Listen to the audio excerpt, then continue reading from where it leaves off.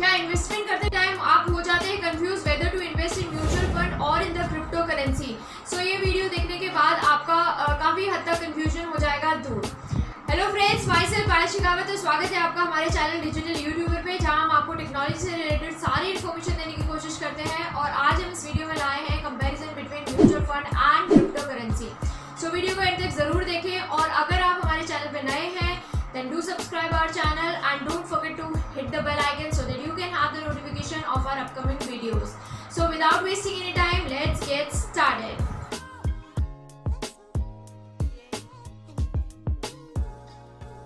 Salary आने के बाद एक पॉइंट हम रख देते हैं सेविंग्स का।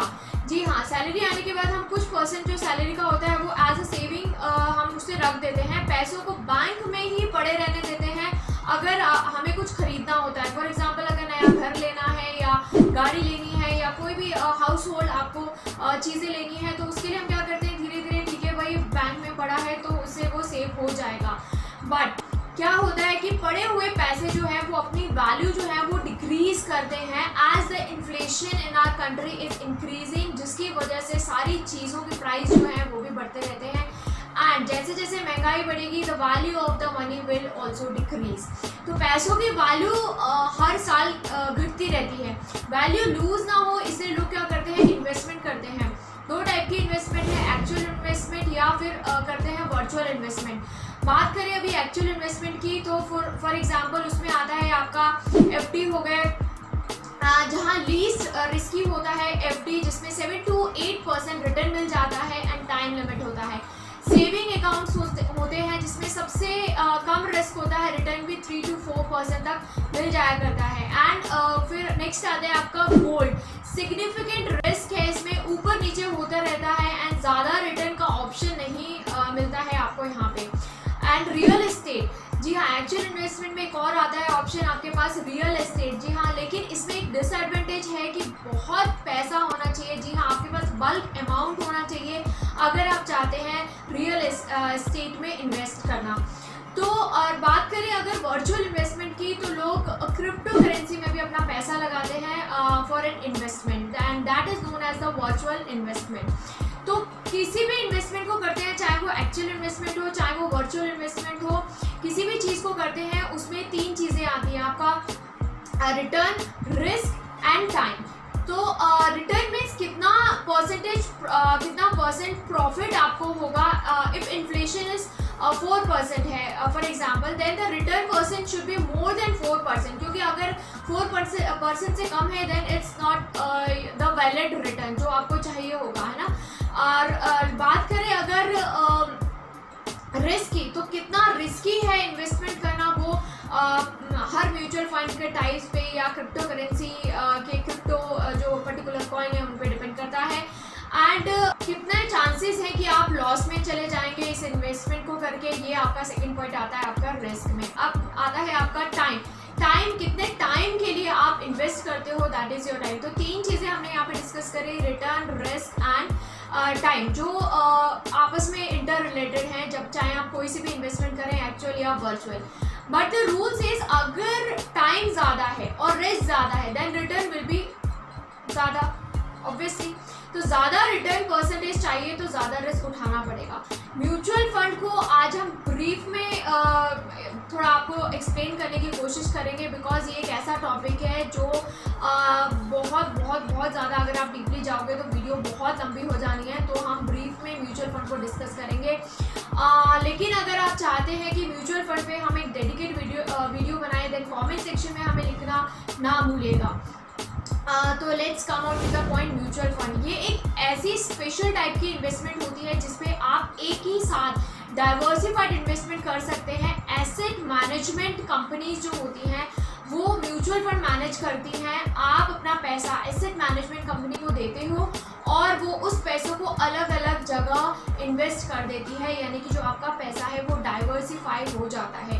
उन सारी जगहों के इन्वेस्टमेंट से जो कलेक्टिव रिटर्न मिलता है उसमें से 1 या 2% रख लेते हैं वो कंपनीज जो हैं, और बाकी का सारा पैसा लोगों को वापस मिल जाता है उस रिटर्न रेट के हिसाब से। ठीक है, ये तो सारा फंडा है म्यूचुअल फंड का, है ना, कि क्या कुछ प्रोसेस होता है, किस तरीके से म्यूचुअल फंड वर्क करता है। फॉर एग्जांपल जैसे कुछ एसेट मैनेजमेंट कंपनीज की अगर हम बात करें तो जैसे ICICI हो गया, रिलायंस हो गया, Tata, HDFC, Aditya Birla and many more. तो अब हम बात करते हैं टाइप्स ऑफ म्यूचुअल फंड। जी हाँ, म्यूचुअल फंड भी बहुत सारे टाइप्स के होते हैं। तो ब्रीफ में मैं आपको बता दूँ, फर्स्ट इज जैसे इक्विटी फंड। इक्विटी फंड को भी हम तीन इसमें पार्ट्स में डिवाइड करते हैं, जैसे कि तीन तरीके के होते हैं, टाइप्स ऑफ इक्विटी फंड होते हैं, जैसे कि सेक्टर स्पेसिफाइड फंड हो गया, इंडेक्स फंड है, टैक्स सेविंग फंड है। तो आप भी डिटेल में हम नहीं जाएंगे इसको इनके पर्टिकुलर टाइप्स पे, लेकिन हम इक्विटी फंड को थोड़ा डिस्कस करते हैं। इक्विटी फंड जहाँ आपका 90% जो पैसा है वो स्टॉक मार्केट में इन्वेस्ट किया जाता है। लार्ज कैप इक्विटी फंड जिसमें रिस्क कम होता है, रिटर्न कम होता है। स्मॉल कैप इक्विटी फंड है जिसमें ग्रोथ अच्छा होगा एंड रिटर्न भी ज़्यादा होगा। And mid cap equity fund जहाँ पे ठीक ठाक कंपनीज पे आपका पैसा लगा दिया जाएगा, स्टॉक मार्केट में पैसा लगा दिया जाएगा, जो रिटर्न एंड रिस्क जो होता है वो बैलेंस रहता है। So these returns are not guaranteed. क्यों? क्योंकि आपका जो पैसा है वो स्टॉक मार्केट में लगाया जाता है इक्विटी फंड में। तो स्टॉक मार्केट पे डिपेंड करता है, जब भी आप इक्विटी म्यूचुअल फंड या इक्विटी फंड अगर आप उसमें पैसा डालते हैं तो स्टॉक मार्केट पे डिपेंड करता है उसकी जो रेट है, तो रिस्क तो रहेगा ही रहेगा। अब हम आते हैं अपने नेक्स्ट उस पर type of mutual fund. Second is money market fund और लिक्विड फंड। तो शॉर्ट टर्म होते हैं ये उनके लिए हैं जो लो रिस्क चाहते हैं एंड जो शॉर्ट पीरियड के लिए इन्वेस्ट करते हैं। थर्ड इज फिक्स्ड इनकम और डेब्ट फंड। यहाँ लो रिस्क है एंड लो रिटर्न होता है, सिक्योरिटी चाहिए तो प्रॉफिट कम मिलेगा। It invests a significant proportion of its portfolio in fixed income securities like government securities, debentures, corporate bonds and other money market instruments. Fourth is balanced fund. यहाँ आपका पैसा डेब्ट and equity दोनों में लगाया जाता है। इक्विटी इस स्टॉक मार्केट में भी लगाया जाएगा एंड डेब्ट इस किसी आपके कॉर्पोरेट बॉन्ड्स में या अदर मार्केट इंस्ट्रूमेंट्स में आपका लगाया जाएगा पैसा। जो लोग कॉम्बिनेशन चाहते हैं in terms of returns and this is for them. Fifth is MIP। MIP is monthly income plans. ये बैलेंस फंड की तरह ही होता है बट यहाँ प्रोपोर्शन थोड़ा डिफरेंट होता है। Equity proportion is lesser than the डेब्ट फंड। ये उन लोगों के लिए है जो रिटायर्ड है और चाहते हैं कि एक regular income with comparatively low risk. Last is guild fund. यहाँ पैसा सिर्फ गवर्नमेंट सिक्योरिटीज पे ही लगाया जाता है। यहाँ रिस्क बिल्कुल भी नहीं होता बट इंटरेस्ट रेट जो है वो ऊपर नीचे हो सकता है। ये था थोड़ा जस्ट म्यूचुअल फंड के बारे में। और अगर आप डीपली चाहते हैं, फिर मैं एक बार और बोल रही हूँ आपको, अगर आप डीपली नॉलेज चाहते हैं म्यूचुअल फंड पे लेना तो कमेंट सेक्शन में हमें लिख के ज़रूर बताएं so that we can have a video for you on mutual fund. तो ये बात थी म्यूचुअल फंड की। अब आते हैं हम क्रिप्टो करेंसी पे। Crypto currency is just like other currencies but here the system is decentralised. जी हाँ, यहाँ पे डिसेंट्रलाइज्ड सिस्टम पे वर्क करता है। यहाँ पे ब्लॉकचेन जो सिस्टम है उस पर वर्क करता है। और डिसेंट्रलाइज मैंने इसलिए कहा, यहाँ पे कोई अथॉरिटी नहीं है। अगर कोई आपको लॉस होता है तो कोई भी जो रिस्पॉन्सिबिलिटी लेने के लिए कोई अथॉरिटी नहीं है। सो अगर आप डिटेल में जानना चाहते हैं क्रिप्टो करेंसी के बारे में, so we already have a video on that, कैसे what is crypto currency and how does it work. जो माइनिंग है यानी बिटकॉइन माइनिंग है वो क्या होती है। So the link is there in the description box, वहाँ जाकर आप चेकआउट कर सकते हैं। अब आते हैं हम कंपैरिजन पे। कुछ पॉइंट्स पे हम इन दोनों ही इन्वेस्टमेंट्स को कंपेयर करेंगे। तो होप इन पॉइंट्स को लेकर के हम जो कंपैरिजन करेंगे तो आपका बहुत सारे जो कंफ्यूजन है वो दूर हो जाएगी। So our first point is regulation. अगर हम रेगुलेशन की बात करें या सिस्टम की बात करें तो सबसे पहले हम बात करते हैं म्यूचुअल फंड की। तो म्यूचुअल फंड की बात करें तो वहाँ सिस्टम है सेंट्रलाइज। जी हाँ, यहाँ सेंट्रलाइज का मतलब है कि हम एक प्रॉपर सर्वर होता है जो सारा रिकॉर्ड रखता है। गवर्नमेंट रेगुलेशंस के अंडर जो म्यूचुअल फंड है वो वर्क करते हैं। लेकिन अगर हम दूसरी तरफ क्रिप्टो करेंसी की बात करें तो वो सारा सिस्टम जो है वो डिसेंट्रलाइज्ड होता है, जहाँ कोई भी अथॉरिटी नहीं होती है, मिडिल मैन नहीं होता है। जहाँ मैं म्यूचुअल फंड की बात करूँ वहाँ आपके पास पास एसेट मैनेजमेंट कंपनीज हैं एज अ मिडल मैन कि आपका पैसा कहाँ जा रहा है। So middle man everything is under their control. लेकिन क्रिप्टो करेंसी की बात करें वहाँ पे कोई मिडल मैन नहीं होता है। सो वहाँ पे ये रेगुलेशन की अगर हम बात करें तो वहाँ क्रिप्टो करेंसी थोड़ा लैग करता है as compare to mutual funds. Second point is what influence price fluctuation. दोनों में ही प्राइस फ्लक्चुएशन हमने देखने को मिलती है। बात करें म्यूचुअल फंड की तो हम एक एग्जांपल लेके चलते हैं axis blue chip regular growth की। तो अब आप अपने स्क्रीन पर देख सकते हैं, स्क्रीन पर आए तो एक ग्राफ आपको देखने को मिलेगा। Axis blue chip regular growth का जो आप ग्राफ देखेंगे उसमें आप देखेंगे कि किस तरीके से जो ये म्यूचुअल फंड है वो ग्रो कर रहा है। बट लास्ट ईयर जब पैंडेमिक सिचुएशन थी, लॉकडाउन था, तो थोड़ा ड्रॉप डाउन हुआ।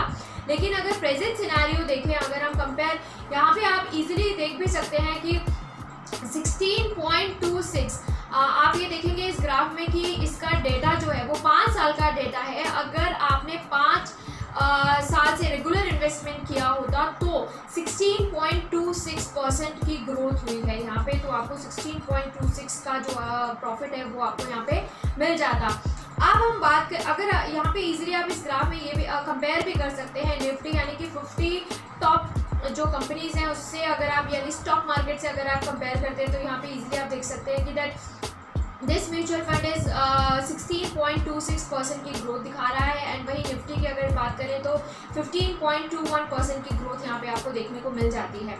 तो अब हम बात कर रहे हैं जो प्राइस फ्लक्चुएशन, यानी इस ग्राफ में हमने जो प्राइस का फ्लक्चुएशन हमने देखा वो किस बेसिस पे होता है। कंपनी की पर्सनल ग्रोथ के थ्रू ही जो आपकी ग्रोथ है या म्यूचुअल फंड की ग्रोथ है वो डिसाइड की जाती है, वो डिसाइड होती है। हर यूनिट जो है वो फ्लक्चुएट होता है। 1 यूनिट की वैल्यू, या हम बात करें NAV की, नेट एसेट वैल्यू, तो उसमें भी आप ग्राफ में देखेंगे कि अगर मैं इसी की बात करूं, axis blue chip fund growth की बात करूं एज ऑन डेट 4 जून 2021, तो NAV यानी कि नेट एसेट वैल्यू जो है वो है 41.32 रुपीज़। जी हाँ, तो इस हिसाब से अगर मैं 100 रुपये के भी इसमें म्यूचुअल फंड अगर मैं लेती हूँ तो मुझे 2 यूनिट यहाँ पे मिल जाएंगी। तो ये थी वोलेटिलिटी म्यूचुअल फंड की। ये वोलेटिलिटी जो है वो हमें दोनों में ही देखने को मिलती है, म्यूचुअल फंड में भी और क्रिप्टो करेंसी में भी। तो अब हम बात करें क्रिप्टो करेंसी की, तो यहाँ पे भी है कि हम ग्राफ देख लेते हैं स्क्रीन पर। अगर आप देखेंगे ये बिटकॉइन का जो ग्राफ है वो आप देखेंगे किस तरीके से जो फ्लक्चुएशन है, जो प्राइस फ्लक्चुएशन है वो आपको देखने को मिलेगी इस ग्राफ में। अप टू 2021 में आप देखेंगे कितना हाइक पे है ये। लेकिन पॉइंट है कि किस चीज़ पे डिपेंड करता है ये जो प्राइस फ्लक्चुएशन है वो किस चीज़ पे डिपेंड करता है। म्यूचुअल फंड का हमने एक्सप्लेन कर दिया, कंपनी की खुद की यानी कि पर्सनल जो ग्रोथ है उस पर डिपेंड करता है। लेकिन बात करें अगर क्रिप्टो करेंसी की, देन सेल बढ़ रही है, देन प्राइस भी बढ़ रहा है। यानी जितना लोग क्रिप्टो करेंसी खरीदेंगे तो प्राइस इंक्रीज होगा, और जितना लोग क्रिप्टो करेंसी बेचेंगे उतना उसका प्राइस जो है वो लो होता जाएगा। प्रमोशन पे डिपेंड करता है कि कौन सी पर्टिकुलर जो क्रिप्टो करेंसी है उसका प्रमोशन कितना तगड़ा हो रहा है, कितना नहीं हो रहा है, तो वो चीज़ें उस पर डिपेंड करती है। फॉर एग्जांपल डॉज कॉइन, आज से कुछ साल पहले डॉज कॉइन को कोई नहीं जानता था, लेकिन आज की तारीख में देखें तो एलन मस्क जो तगड़ा प्रमोशन कर रहे हैं और बहुत बड़े इन्वेस्टर हैं डॉज कॉइन के। उनकी बात करें, जो लोग उन्हें फॉलो कर रहे हैं या आप देख रहे हैं, अगर उनके ट्वीट्स देख रहे हैं या आप उनके जो क्रिप्टो करेंसी की न्यूज़ में आप देखेंगे किस तरीके से जो डॉज कॉइन है वो ग्रो कर रहा है। ये चीज़ें इस पर डिपेंड होती हैं। तो ये तो बात थी कि व्हाट इन्फ्लुएंस प्राइस फ्लक्चुएशन। ठीक है, अब हम बात करते हैं ट्रस्ट फ्लो की। Our third point is trust flow. अब हम बात करेंगे म्यूचुअल फंड में। तो म्यूचुअल, देखो दोनों ही इन्वेस्टमेंट, चाहे वो एक्चुअल इन्वेस्टमेंट हो चाहे वर्चुअल इन्वेस्टमेंट हो, उसमें ट्रस्ट होना बहुत ज़्यादा ज़रूरी है। तो अब हम बात कर लेते हैं म्यूचुअल फंड की। वहाँ पे फंड एडवाइज़र जो है वो हमें मिलते हैं, यानी कि फंड एडवाइज़र जो है वो हमें प्रोवाइड किए जाते हैं कि अगर मैं म्यूचुअल फंड लेना चाहती हूँ तो फंड एडवाइज़र मुझे एडवाइस करेगा दैट आपको कौन सा फंड जो म्यूचुअल फंड है वो आपको लेना चाहिए एज पर माई रिक्वायरमेंट, कौन सा सही है, कौन सा आपके लाइक। तो एवरीथिंग ही और शी एडवाइस। तो आप अपने स्क्रीन पर देख सकते हैं कि जैसे मैंने बात करी थी axis blue chip fund growth की। तो अब आप जैसे अपने स्क्रीन पर देख रहे हैं तो यहाँ पे top 10 stocks in portfolio, for example मैंने 2000 रुपये ELSS यानी इक्विटी लिंक्ड सेविंग स्कीम पे मैंने लगाए हैं, तो जो मेरा पैसा है वो डाइवर्सिफाई होकर लगाया जाएगा इन कंपनीज में। तो ये कंपनीज इस डेटा में अगर आप देखेंगे, इस स्क्रीन पे जो आपको डेटा दिख रहा है उसमें अगर आप देखेंगे तो टॉप 10 स्टॉक्स इन पोर्टफोलियो, ये 10 जो कंपनीज हैं उसमें मेरा पैसा इसमें इजीली दिखाते हैं कि भाई आपका जो पैसा है वो किन किन कंपनीज में लगाया गया है और कितना कितना परसेंट। यहाँ पे आप देखेंगे percentage of total holdings, for example जैसे फर्स्ट नंबर पे आप देखेंगे इन्फोसिस लिमिटेड, तो उसके पास 2000 में से 9.36% जो है वो उधर लगाया गया है। बजाज फाइनेंस लिमिटेड पे लगाया है 8.98% जो लगाया हुआ है।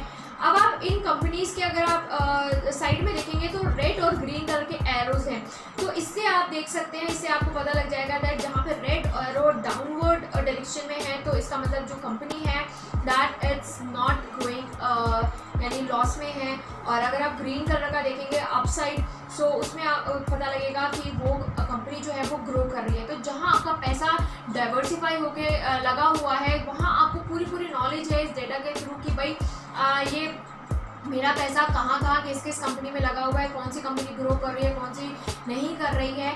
सो इसमें क्या होता है, आपको जो नुकसान है वो उसके होने के चांसेस नेग्लिजिबल है। क्यों? क्योंकि टॉप 10 स्टॉक्स पे जो लगा हुआ है, टॉप 10 कंपनीज में जो आपका पैसा लगा है उसका कलेक्टिव जो रिजल्ट है या रिटर्न है, जो आपका प्रॉफिट है उसको कैलकुलेट करके वो आपको दिया जाएगा।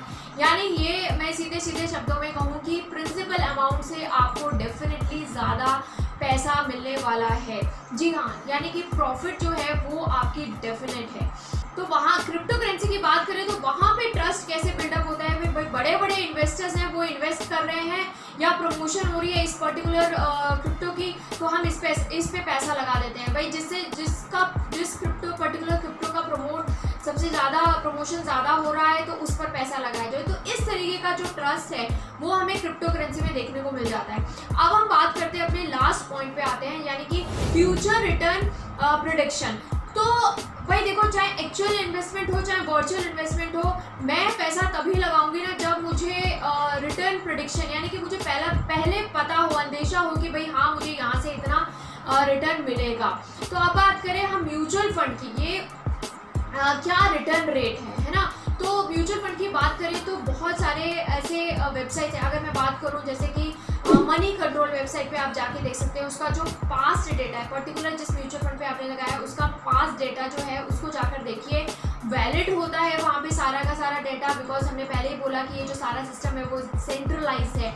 उसको देख के प्रेडिक्शन आप कर सकते हैं, रिटर्न रेट को देख के अगर ही इन्वेस्टमेंट ना करें। तो हर चीज़ जो बहुत सारे पॉइंट्स हैं उनको आपको देखना बहुत ज़्यादा ज़रूरी है अगर आप चाहते हैं फ्यूचर रिटर्न प्रेडिक्शन लेना चाहते हैं पर्टिकुलर म्यूचुअल फंड का। तो प्रॉज एंड कॉन्स भी दिए जाते हैं तो उन्हें भी आप देख सकते हैं। सो मनी कंट्रोल वेबसाइट पे जाकर के आप इजीली सब कुछ सर्च आउट कर सकते हैं और जिस म्यूचुअल फंड पे भी आप पैसा लगाना चाहते हैं उसकी सारा जो चिट्ठा है वो आपके सामने आ जाएगा। सो आपके लिए बहुत हद तक क्लियर हो जाता है कि that which mutual fund is best for you.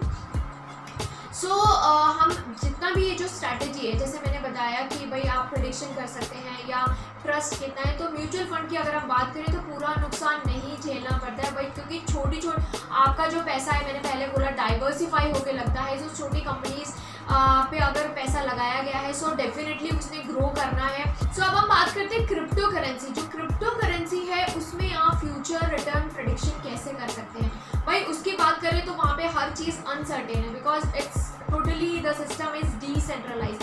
तो अनसर्टेनिटी की बात करें, जैसे भाई एलन मस्क ने ट्वीट किया तो भाई मैं प्रेडिक्शन लगा रही हूँ, उसने ट्वीट कर दिया, वो प्रमोट कर रहा है, तो ये जो फॉर एग्जांपल डॉज कॉइन है वो भाई ऊपर तक जाएगा। तो वहाँ पे जोक्स अपार्ट, लेकिन जो क्रिप्टो करेंसी का वर्ल्ड है उसमें इस तरीके की प्रेडिक्शन ही आप लगा सकते हैं। अगर आप फॉलो कर रहे हैं किसी इन्वेस्टर को या जो गेम प्लेयर है, जो क्रिप्टो करेंसी की बात करूँ, अगर वहाँ पे जो गेम प्लेयर्स हैं, बड़े बड़े इन्वेस्टर्स हैं, अगर आप उनको फॉलो कर रहे हैं, उनके ट्वीट्स को फॉलो कर रहे हैं, या अगर आप स्ट्रैटेजीज से अच्छे से रूबरू हैं क्रिप्टो करेंसी की, then you can easily predict your future returns. ठीक है, लेकिन हमने पहले बताया यहाँ पे हर चीज़ बिल्कुल अनसर्टेन है, ह्यूमन इमोशंस हैं बस यहाँ पर, कि भाई लोगों को लगा कि भाई हम अफोर्ड नहीं कर पाएंगे तो उन्होंने बेचना शुरू कर दिया तो उसका प्राइस गिर गया, और भाई एलन मस्क है, उन्होंने ट्वीट करके बोला कि भाई इट्स सेफ और अब ये बहुत हाइट पे जाएगा तो मैंने पैसे लगा दिए। So it's all game of emotions.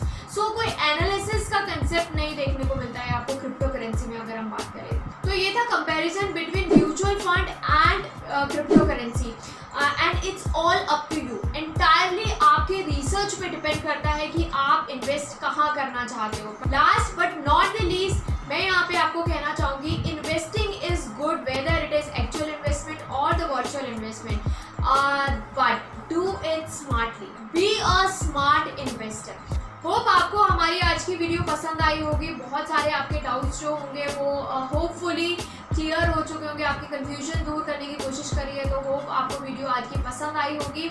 सो मिलते हैं अपनी नेक्स्ट वीडियो में एंड चैनल को सब्सक्राइब कर देना और लाइक एंड शेयर करना मत भूलिएगा। मिलते हैं अपनी नेक्स्ट वीडियो में। Till then stay home, stay safe, bye bye you all.